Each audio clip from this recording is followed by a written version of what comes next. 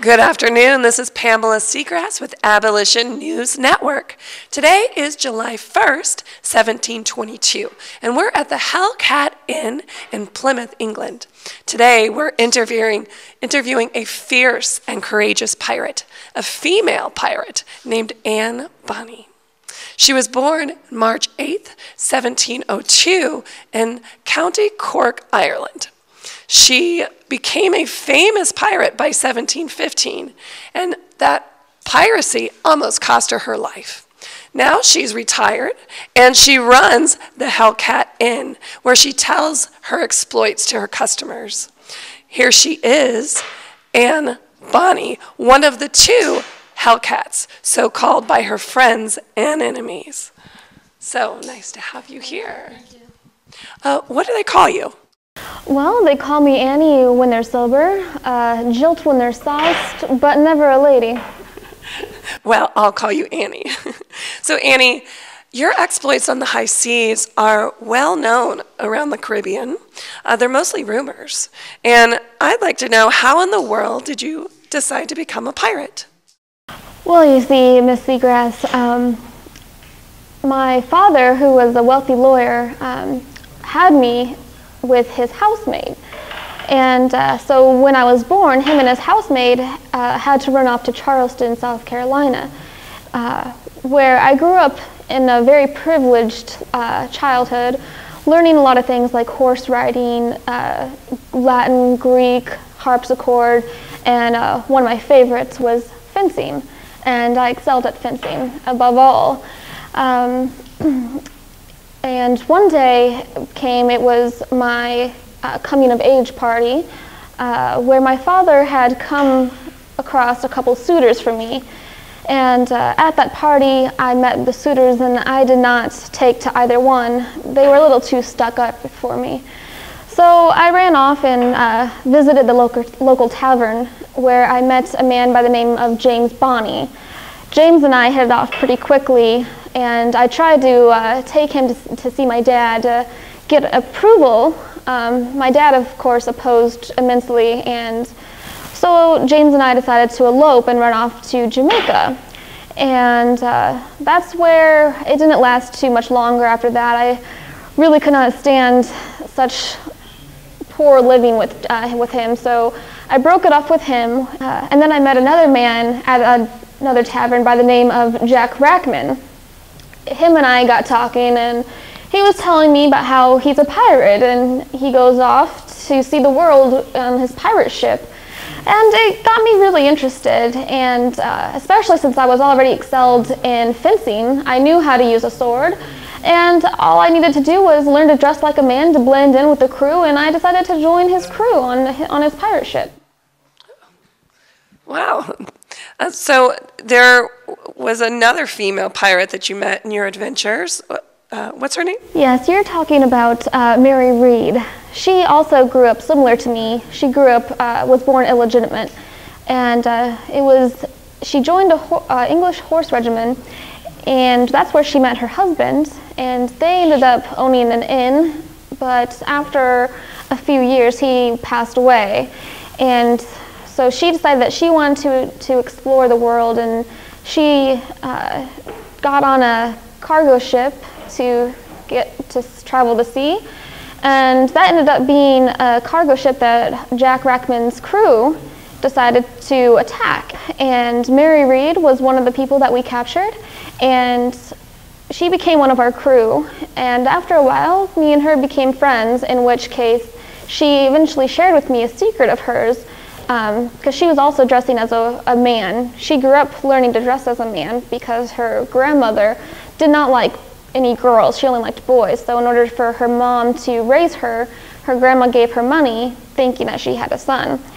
So she actually shared with me that she was really a woman dressed as a man, in which I in turn shared with her my secret that I was actually a woman as well, learning to dress like a man to blend in with the crew. Yeah. What a double life. So is it true that you freed slaves, and what do you think of the institution of slavery? Yes. One day we were in Port Royal, and an English slave ship pulled in next to us, and we had seen the wretched state of all these slaves that were kidnapped from their homes.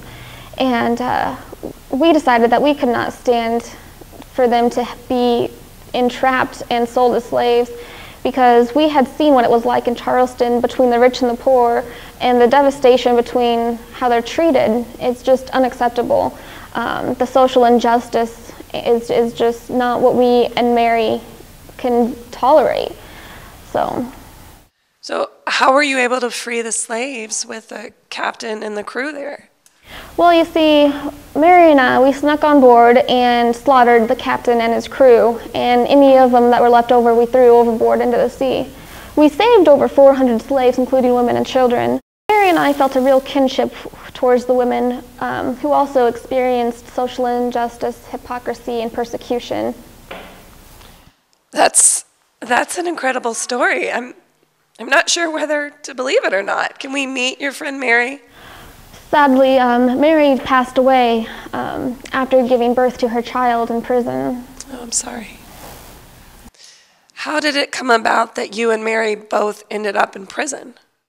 Well, that was on our last voyage together. We were finally overwhelmed by a British Navy ship, and the men were far too drunk to fight back. Mary and I fought as long as we could, but we were finally overwhelmed and put in the Jamaican prison. Captain Jack was sentenced to hang in October, and Mary and I, we were both pregnant, so I pleaded with them, since the British law, it's illegal to kill an unborn child. So our sentence was set aside, and that's when Mary, she became ill, and she ended up having her child, and then shortly after that passed away, I think from the fever.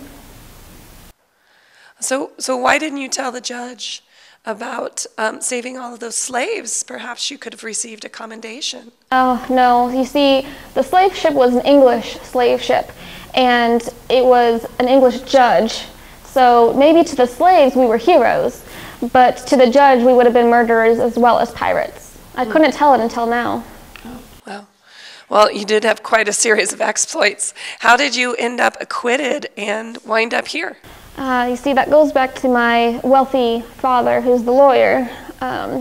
He talked with the judge and made a deal with him. He said that if I was able to marry one of the suitors he had provided for me and settle down with him, that I would be pardoned, and to that the judge did accept.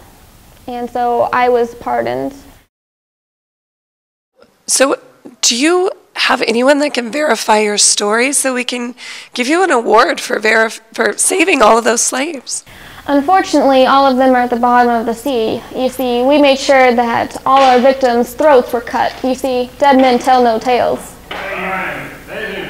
Hey, shut it! Okay, well, we're at the Hellcat Inn in Plymouth, England, and with the unverified story of Anne Bonny, heroine or ruthless pirate, only history will tell. And do you have any last words, final parting words for fellow female pirates? I do, actually. You see, I have over here my Brandenburg cutlass.